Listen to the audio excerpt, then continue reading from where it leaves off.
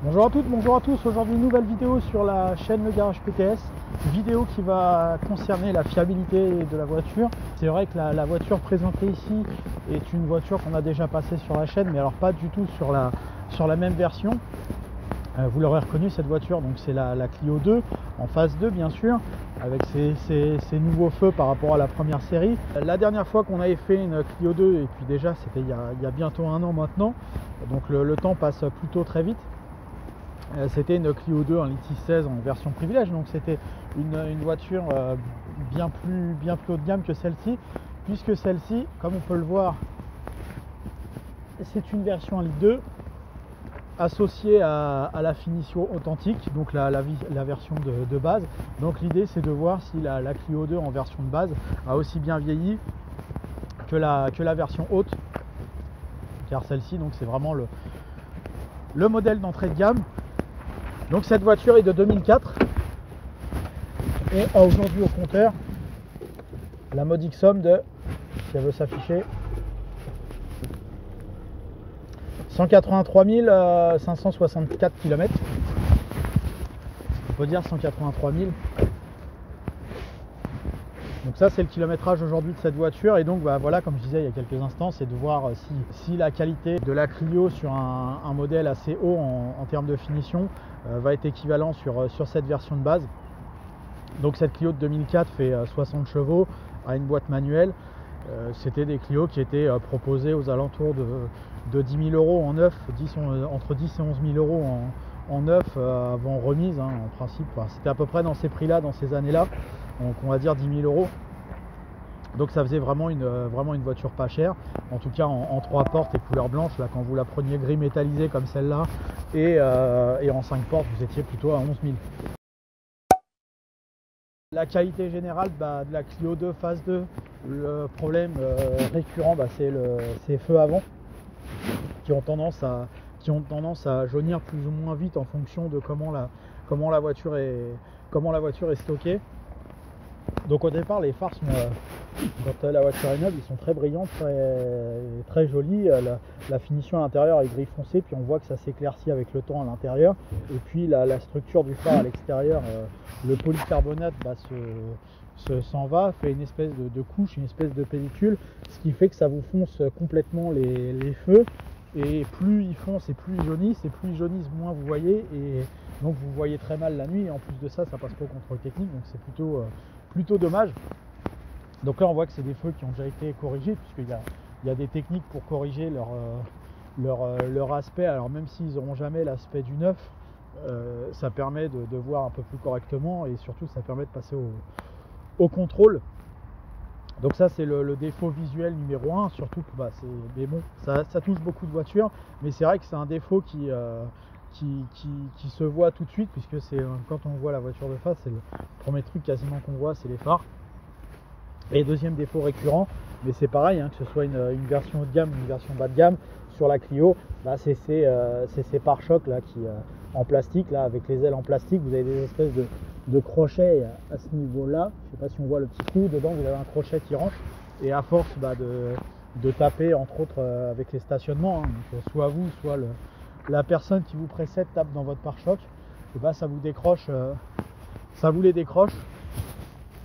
Donc là à l'arrière il est encore plutôt bien fixé, mais on voit qu'à l'avant ça génère un petit jeu. Sinon pour le reste, l'ensemble des plastiques, alors c'est sur ces versions de base tout est de couleur noire, hein, les poignées, les joints, les baguettes de porte, etc. Il n'y a rien de peint, mais même les rétroviseurs d'ailleurs sont bruts. On peut voir que le plastique reste encore assez foncé, donc c'est plutôt bien.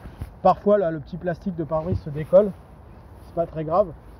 Petite amélioration sur les Clio de phase 2 qui sont sortis en 2001, parce que la Clio 2 pour rappel était sortie en 98 avec une première phase 98-2001, et ensuite à partir de 2001 une nouvelle série était sortie jusqu'en 2012. Et donc sur les Clio 2 phase 1, on avait une espèce de baguette ici, comme sur les Mégane 1, sur les Scénic 1 également. Enfin, ces générations de Renault de la fin des années 90 avaient une espèce de baguette en plastique qui se décollait, qui faisait très moche. C'était les baguettes en plastique pour les barres de toit. Sur les Clio 2 phase 2, ils les ont enlevées. Et c'est aussi comme ça qu'on reconnaissait les Clio remontés entre guillemets, enfin, c'est comme ça que ça s'appelait, parce qu'il était très facile de changer les... Alors ça se fait plus aujourd'hui parce que bon, de toute façon la Clio 2 c'est une voiture globalement assez démodée, mais on va dire qu'au début, au milieu des années 2000, c'était courant d'avoir des Clio 2 phare carré transformés en phare triangle. Sauf que ça on pouvait pas le changer, là, les baguettes de plafonnier, et puis l'antenne était devant sur la Clio 2 phase 1, sur la phase 2 elle est derrière.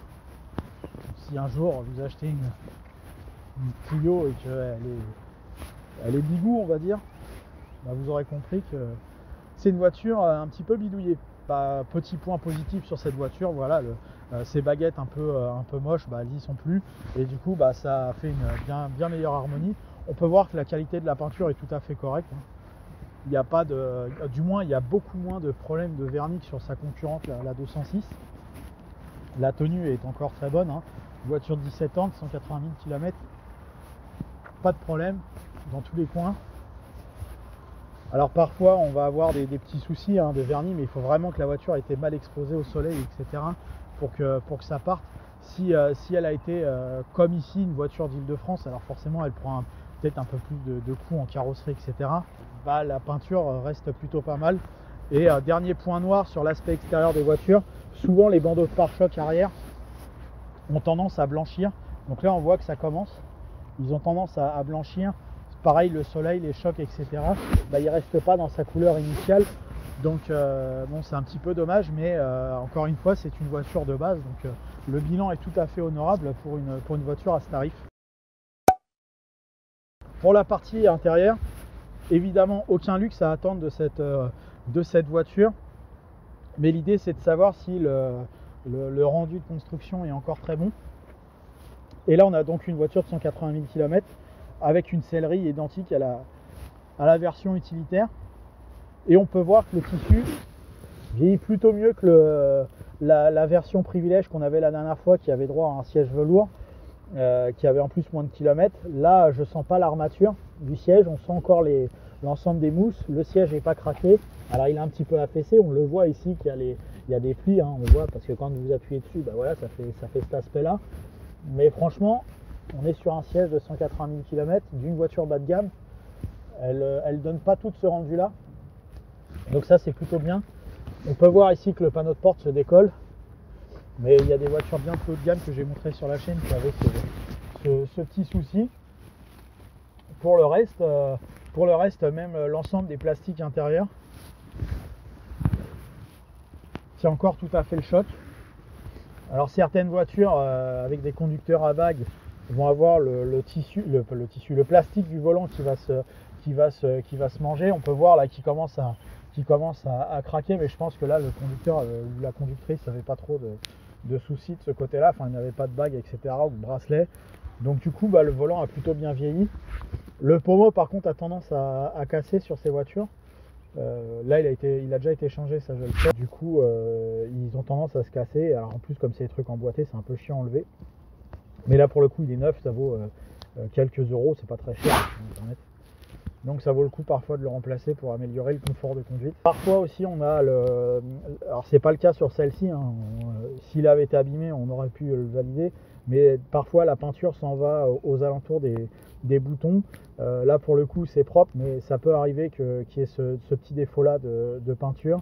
Alors évidemment pas de climatisation, pas d'autoradio haut de gamme, un simple radio cassette ici.